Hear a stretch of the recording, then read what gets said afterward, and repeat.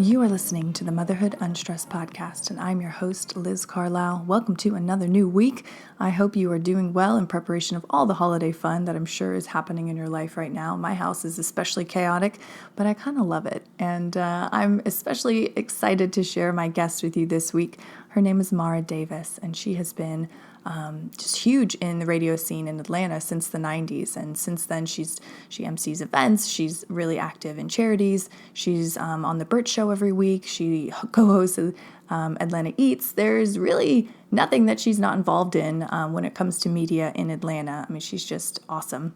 And I met her at a Helping Mamas brunch a few weeks ago. And the second I sat down with her at the table, I was just amazed how funny she was, how real she was. You know, usually at these things, there's a lot of small talk and nice conversation, and she just was so herself, and it just really, that energy caught my attention, and I knew in that moment, I was like, I have to have her on the show. She's fantastic, because I'm always attracted to people who are just unapologetically themselves, not rude or, chaotic, but just really just being who they are, and they're not afraid of judgment. And for me, that's just so refreshing, because especially as a woman and a mother, oftentimes we're put into these roles, these expectations, and she's just one who kind of bucks that off. And so I'm like, yes, I like you.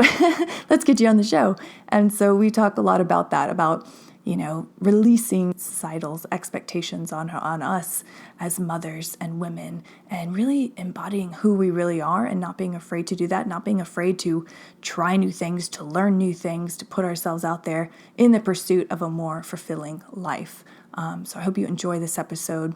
Share it with at least one friend. If you do like it, leave us a review on Apple Podcasts. Share us on your Instagram stories. That's a great way to support the show. Take a screenshot of the episode and tag me at Motherhood Unstressed, and I'll share it back out. And hope you enjoy the episode with Mara Davis. This episode is sponsored by Motherhood Unstressed CBD, and if you ordered this week, there is still enough time to receive your CBD, whether it's for yourself or someone in your life who's been dying to try it and they're not really sure where to start. My line is a great one. It's organic. It's all USA-grown. You can trust that the quality is there, that the cannabinoids are actually there, and it's going to provide a ton of relief for you and those you love. And if you use the code HOLIDAY, you will receive an extra 20% off your order. So head on over to motherhoodunstressed.com and order yours today. Welcome to the show. Hi, glad to be here. Yeah, so I'm going to just kick it off with kind of a large question. How did you get into a career in media? I mean, you're one of the best in the business, especially in Atlanta. How did that all begin? Well, you're very sweet to say that, and thank you very much. I ended up in Atlanta I was always interested in radio, and I was a communications major in college. And so I took that really seriously, as like that was just like the career I fell into broadcasting. And I ended up in Atlanta because I got a job here. I had been doing radio in Boston. I had been doing radio in Rochester, New York, and I was looking to get out. So I would have really gone anywhere. But Atlanta was where they request for the job. And so I ended up here in 1994 working for Z93, which later became Dave FM. And so that's really where my radio career started. I mean, there is a longer story as far as like how I ended up in it, but radio was something I was always very attracted to for a couple of reasons. One, I love music so much, and I was always a fan of like music trivia, and radio in general was something I was always fascinated with. Because most people who listen to radio or listen to a podcast, it's a very one-on-one intimate conversation. So I was definitely really, really attracted to it. And that led me to meeting a lot of people. Being in survival mode is how I ended up in other forms of media. Really? Talk to us a little bit more about that, because is radio just, it doesn't, I don't know, are there not enough hours for, to host a show or to do something, or was it something else pulling you towards these other forms of media? Well, the way things worked out for me is I had a very extraordinary long career in radio. Back in the day, radio DJs would have to travel all over the country from job to job to job. It was commonplace. But I was able to stay at the same company or the same frequencies, 92.9, for 17 years, which is highly, highly, highly unusual. And then when the station changed format to sports, place for me, because number one, sports is not my thing. Number two, it was just like this. It was just, I had to figure out where else I was going to land. And all I knew how to do was radio. I'd done a little TV or emceeing, stand-up comedy, things like that here and there. But the Atlanta radio community, as long as I was in the business and I had this great career, I wasn't getting phone calls off the hook of people who wanted to hire me. And that was a symptom of just the radio business changing, that it's just, the internet arrived and automation had arrived. And so it was like, when everybody said everybody's going to be calling you and your phone's going to be ringing off the hook, that just didn't happen. So I had to figure out how to make a living. I was lucky because my husband has a full-time job in insurance benefits. So I did have a little bit of time to figure that out. But it was clear that if I wanted to continue to do radio, I would have had to move. I would have to move. And that wasn't an option because my husband is a very successful television producer. My son was in school. My roots are here in Atlanta after being here for so long. So I pretty much took every job I could get. I mean, there was no job I wouldn't do. I really got very active in charity. I started to do a little TV. It's how I got involved in Atlanta Eats. I would do literally any media opportunity that came my way, I volunteered for. So that just really led to an evolution of doing a lot of different things. Now, I didn't see it then. People are like, wow, you're doing so much stuff and it's so cool. But I'm like, well, it's survival mode. And so through that survival mode, it's led me to other jobs. And now what I think maybe is the second phase of my career. That's so interesting too, because I think someone with your status, I think ego would come into play. You know, I'm not doing this volunteer job. I'm not taking this little, whatever job. Like so many people I think would go that route. What about you makes you think that way? Like, no, I'm going to take this job because this is what I need to do. I mean, what is it about you? Well, I won't lie. Like ego is a huge part of it. Like your ego's bruised when you're a radio personality like that and radio's heyday. And, everybody is just telling you how great you are all the time, or they're shitting on you too, because you know what I mean? You say something and, whatever. So yeah, I mean, it was really hard. I mean, that first year I cried. Go from being America's sweetheart to nobody returning your calls. And I learned some lessons from the industry there that were really hard. But in retrospect, it was good because it just kind of forces you to realize that, hey, you're not the shit. You've got to start all over again. You've got to realize that no one has ever heard of you. And that's kind of the attitude I took. I'm not going to say that happened right out of the gate, but I had to really find humility in that.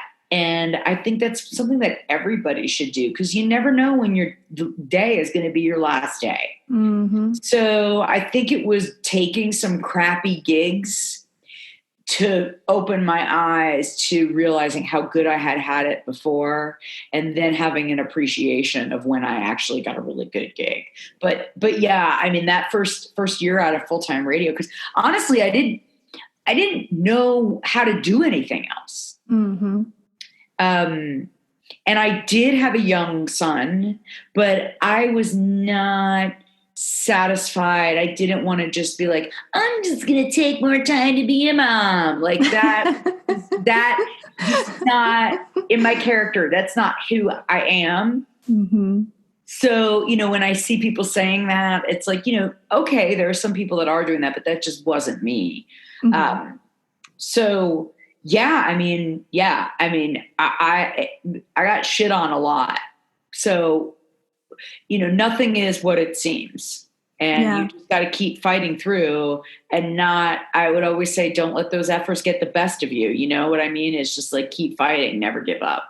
Oh my God. I just got chills when you said that. That's so awesome. And that was honestly, one of the first things that I noticed about you when we sat down together at lunch was everything you were saying was like pinging truth. And I was like, who is this woman? I mean, I knew about you, of course, but I was like, no, really, who is she really? Like, this is fantastic, because normally 99% of the time we're sitting down with people in, social situations, and you're not getting the truth. You're getting nice conversation, you're getting small talk, and everything that was coming out of your mouth was just so raw and authentic. So, I mean, is that just from being in radio, or have you always been that type of person who just speaks truth 24/7? I mean, I love that. I think it's my mother, who is a tremendous inspiration in my life and in my career, and is my best friend. And she's very much like that. She's a no bones, no bullshit lady.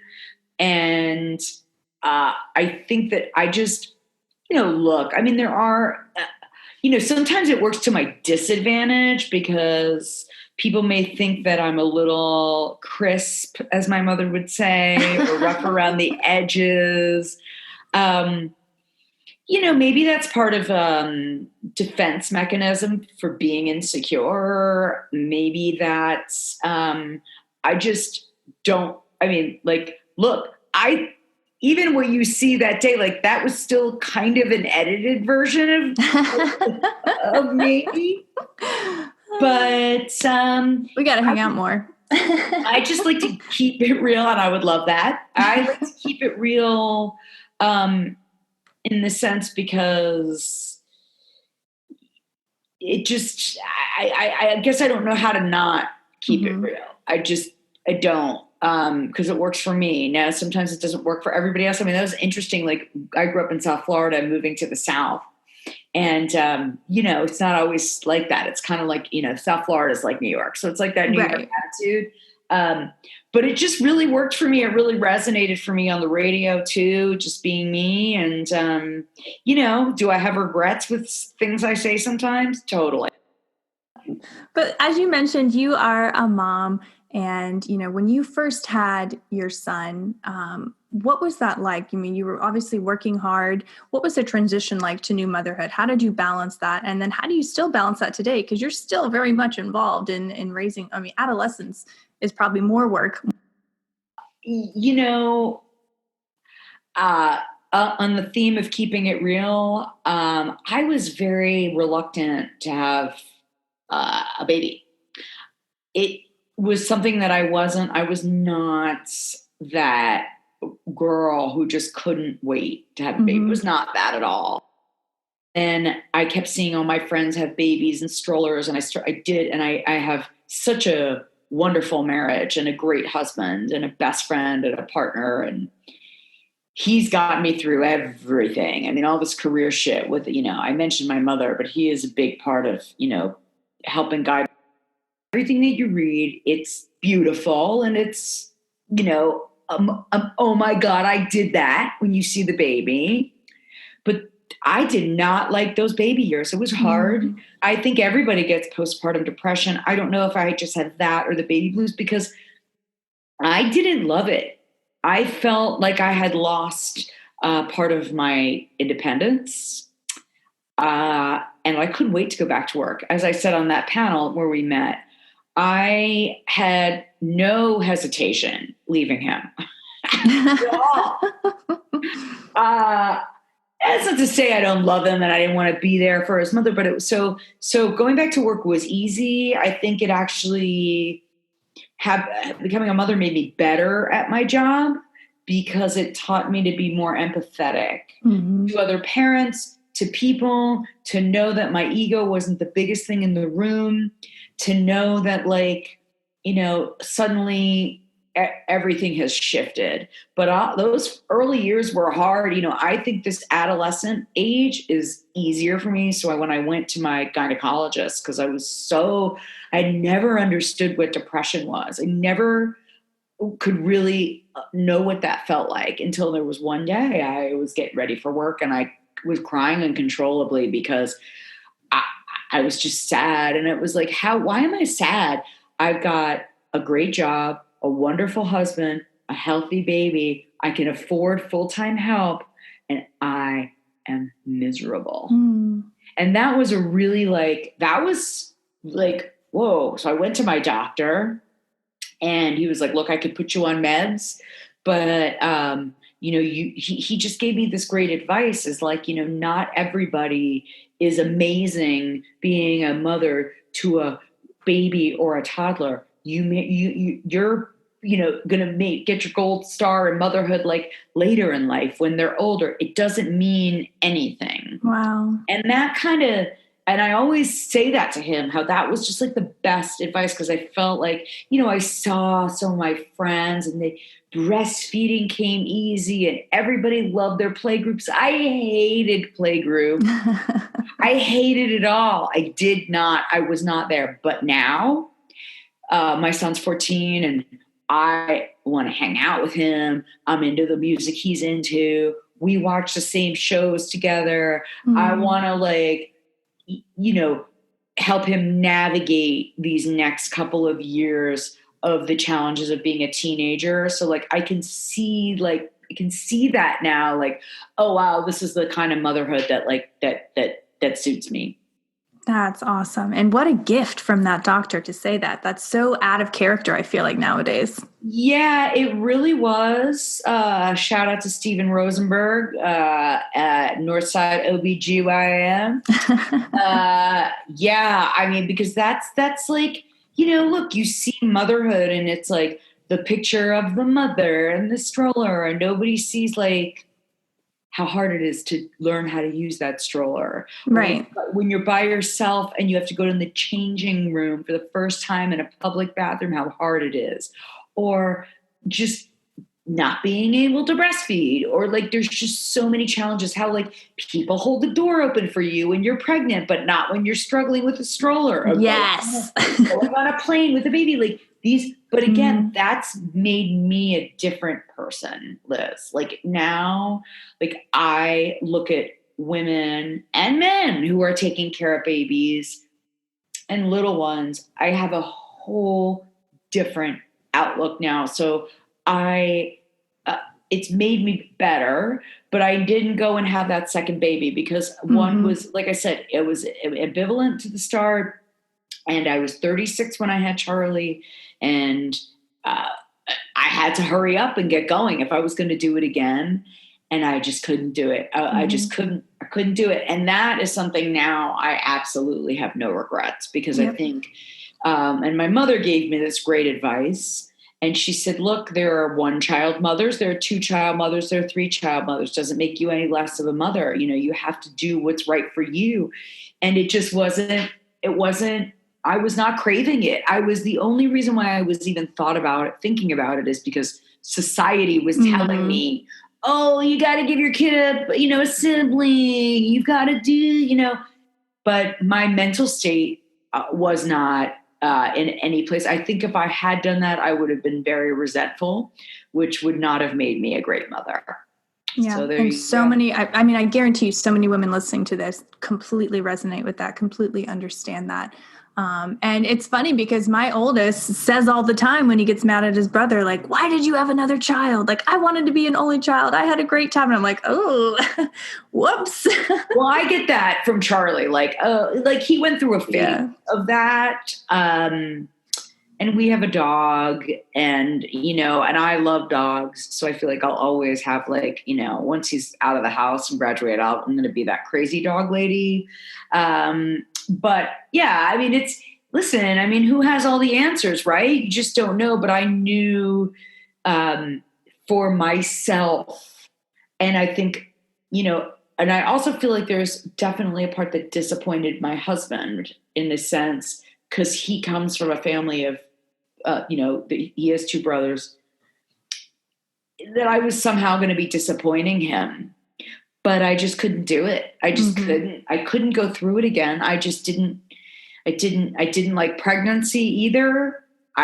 But I couldn't do it. And as I talk about it now, I'm like, thank God I didn't do it, because I'm so happy with the way things are now. That's amazing. I think really staying true to yourself. It's been a common theme, I feel like, through your whole life. I mean, was your mother that way too? Did you get a lot of that self-awareness and self-confidence from her? Definitely. I think my mother always says about me that I'm a creation because, my mom is so uh, whip smart, so into the arts, completely well read, has an incredible worldview. She's 80 years old. She's so sharp. She's always the star of the room. And she really did give me a lot of confidence, and really encouraged me to pursue my career and to not give up. And to also, um, you know, have that confidence in myself when things, she grew up in an era where you were 21 and you got your MRS degree. That was the joke. Mm-hmm. That's what she did. She had, by 25, she had kids under, 2 boys. And it was like, I think she always had big dreams of having a career, but in those days, you didn't. It was different. Mm-hmm. So I think that is part of her push for me, is to maybe try and do the things that she wanted to do. But yes, I mean, certainly a big influence, the biggest influence in my life there with confidence. I love that. And so for the woman listening right now who may not feel very confident or may just be going through something like baby blues or just, a hard time in life, what would you say to her to build that and boost that confidence? I would say to find a friend. If you're not close with your mom, is to find a friend. I mean, I always think it's like if you have one friend who knows you and who gets you, they can get you through pretty much anything. Of course, that has to be a balanced relationship. You have to listen to their shit if you're giving them yours. So there's that. And I think it's like, it's easy to say never give up and this and that. Like, it is, but know that there's always someone out there who has it worse than you. And, what you think is the ideal may not be that. And nowadays, I think we're faced with, the idea of what you should be. We see images on Instagram or TV or this or that. And this is not an old theme, but, an Instagram is a curated version of somebody's life, somebody giving you their greatest hits. Mm-hmm. And so it's okay to be sad and it's okay to have a rough time. But to get up and know that, look, you're not going to be other people. You're just going to be you. And finding the one thing that makes you happy. Work makes me happy. I love working. I do. It turns me on, getting that job done, doing so, finding the thing that makes you happy. And it may not be something that involves a lot of money, making a lot of money, but if you can find something that you love doing and make a living out of it, I think that is just so much more valuable than anything material or tangible. It goes a long way. Absolutely. I love that. But changing gears back to career, obviously you love to work and you're really, really good at it. Do you ever get nerves before a big gig? Like you were just in Macon at this giant show, a packed audience of people. I love watching your stories on Instagram. Do you ever get nervous? And if so, how do you push through that? I'm not nervous for public speaking really, because that's just what I do. And I feel very comfortable doing it. I'm nervous that I'm going to screw up the script. I'm nervous that but once I'm in it, I'm fine. It's more, it's less of nerves. It's more of pressure on myself to do a good job. I do get nervous sometimes. Like this summer, I did 2 interviews with John Cusack, the actor, and it was like a Q&A thing. And he was a really hard interview. So interviews can be very nerve-wracking because it's so unpredictable. You don't know what you get. When you're reading a script, you know what you're doing. Mm-hmm. I'm a pro. I've done it a million times. So the Macon gig, no, I wasn't nervous because I knew everybody. Because again, I've had enough experience to know. Number one, most people, they're not even listening to you. Bring it real. Okay. I'm there to do a job. So that's number one. Number two, at that one, everybody's partying, drinking, having a good time. They want me to hurry up and keep moving because they want the music to go. And I even try to tell people that hire me, I'm like, less is more, less is more. I love to hear myself talk, but like, I want to keep this program going. But interviews can be nerve wracking, especially like if I'm moderating, and moderating a panel or doing an interview. Those are my favorite things to do because I do love the unpredictability of it. But yeah, I get nervous. I mean, just like anybody else would, but I've done it long enough now that I just, it's what I do. So I do, and the confidence helps. Yeah, I read something the other day that made me think of you. It said an artist is a person who agrees to never be comfortable in life, to never take the status quo. Do you feel that that's true about you? Oh, 100%. The day you stop trying to improve is the day you quit. You can always find a way to be better. Again, it's like I said, I'm nervous that like, my nerves are, I want to do a good job and do what you hired me to do. That is where I get nervous. Like, are they going to be happy? Are they going to hire me again? But yeah, I mean, I think like I went to BravoCon, which maybe you saw my story, which was awesome. And there were some panels there that I saw people moderating, and, you know, I can learn from other people and like that's a really good tip. I'm going to do that. So I don't think you should ever stop trying to learn, because if you stop, you suck. You got to quit, because even Oprah's trying to get better. I mean, right. And just think about, like, I think about all the stuff I would miss out on. Like if I didn't push myself, if I didn't go for a gig that really kind of scared the shit out of me, like the TED Talk, like I was scared, but I was like, what if I don't do it? Like that's way worse. Right. I think, you know, and that is such a challenge. I've never done anything like that. Because that's one thing that I think a hurdle I would like to do, because I've never done a speech where I've used visual aids or a script. Every time I get up, it's all, I use scripts, but to me, I ad lib, and that is really the easiest for me, because that's what I know as being a radio personality. I'm not great with scripts and reading. So that's something I'd love to challenge myself to do. And it would be about the second phase of your career, because I think that's a big thing for women in their 40s, 50s. I mean, even in 30s too. It's just like when you suddenly have to do something else, it's risky, it's scary, and you're gonna fail again and again and again. But then when you have those you succeed, it's just like, oh my God, it's so rewarding. Yeah. You're proud of yourself in that moment. Yeah. I mean, that's why like even though I do the emceeing and all the other stuff, you know, my main job is talent booking.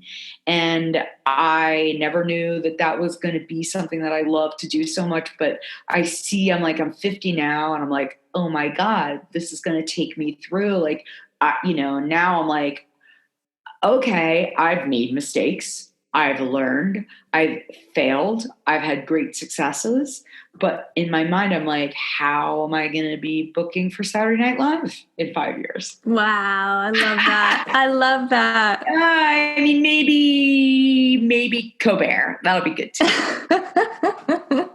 Still awesome. Yeah. I mean, it's like, that's, I think that the part of like, I couldn't see that at all when I lost my radio job. I couldn't see that.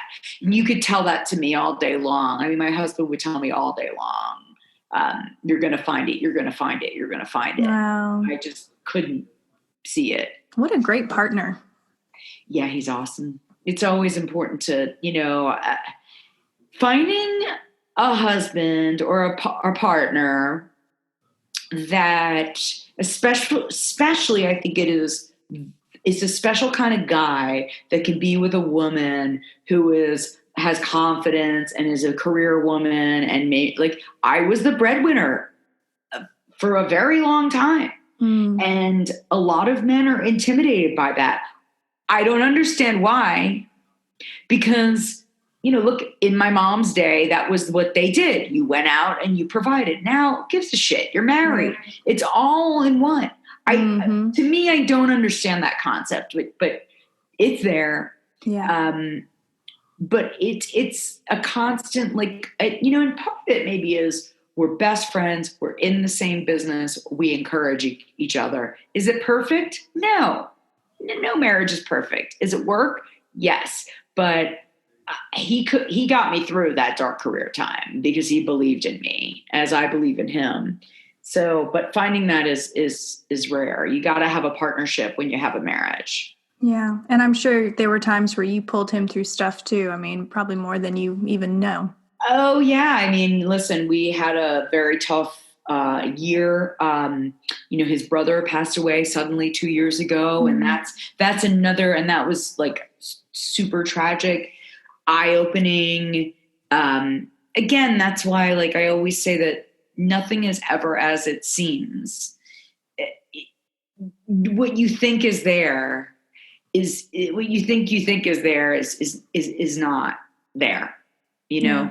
So, but yeah, we got through that tough time, and that's a real marriage challenger: death and money. Because when you're first, and parenthood, obviously, but like when you first get together, it's all wine and roses, and you're so hot Trips. for each other. Everything's a party, right? And then like adulting happens. And it's can you work with these challenges together? And it's also, I think, is having independence as a unit.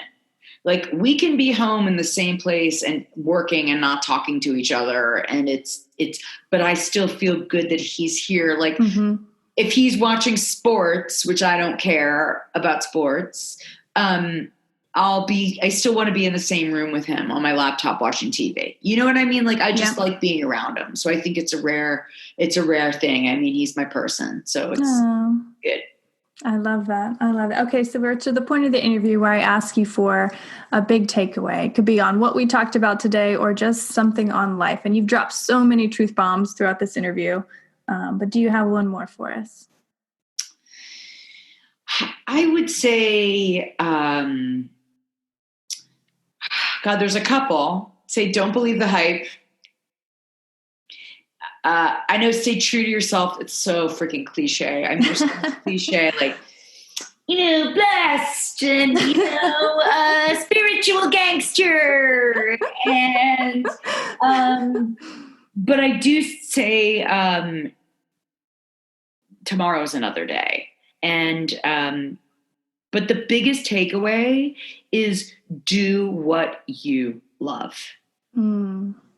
If you're a lawyer and you're making a ton of money and your life is miserable because you want to be a teacher, go be a teacher. Yeah. I know that sounds very easy, but if you do what you love, the money will come later, or you'll be able to learn to live with less because you're satisfied. I think that is the biggest takeaway from everything, and the biggest tools that I got from my mother when I was interested in radio. It was just like she pushed me to get internships and to do stuff. So do what you love. Oh, I love that. Okay, so I do have some rapid fire questions if you're ready. Yeah. Okay. Confident. Mixed. I'm grateful. My dog. We already talked about your husband. He's fine. And lastly, what's something that you've learned in life that you wish someone would have told you earlier on? Don't sweat the small stuff. Don't, worry about the bullshit. Don't worry about what people think of you. Just, if your inner circle loves you, it's all good. I love it. I love that so much. Okay, so how can the listener find you online, follow you and your amazing stories? I never know. On Instagram, it's Mara Davis 2000. On Twitter, it's Mara Davis. I try not to be too political, but that's where I'm most political. And then I'm on Facebook, but I use that a little bit less. But yeah, Instagram is, and I try not to be too annoying there. You're not. I try to, because I have a family of my husband and son. And when I do Instagram story, they're always like, nobody cares. Nobody cares. Nobody cares. I'll be like, look at me. And they'll be like, nobody cares. Yes, they do. So Instagram's a good place to get me. And you can hear me on the Bert Show once a week and on NPR, WABE in Atlanta on Thursdays. I do a music report and behind the scenes at Adult Swim and, keeping it real. Oh, phone call there. Keeping it real. Well, thank you. And you know what the sexy phone call is? It's I'm getting my windshield replaced because it has a crack in it. So my life is fast paced. Oh my God. I knew I was going to love this conversation, and I absolutely did. Thank you so much for sharing your light and your humor and just your love with the audience. Liz, thanks so much for inviting me on your podcast. I'm a fan of yours too, and you're doing such great work. And we'll get that lunch, and we'll really keep it real. We'll add in some rosé all day. Hashtag gratitude. I don't know if she's serious, but it sounds great. I don't know. Yes, I am, of course. You have been listening to the Motherhood Unstressed podcast, and I'm your host, Liz Carlisle. Thank you so much for tuning in and spending your time with me today. I hope you loved this episode. If you did, please take 5 seconds and leave us a review on Apple Podcasts. It really does so much for the show. And share us out on your Instagram stories. Tag us at Motherhood Unstressed and talk about what you liked about this episode and why your followers should be tuning in too. Until next time, love ya.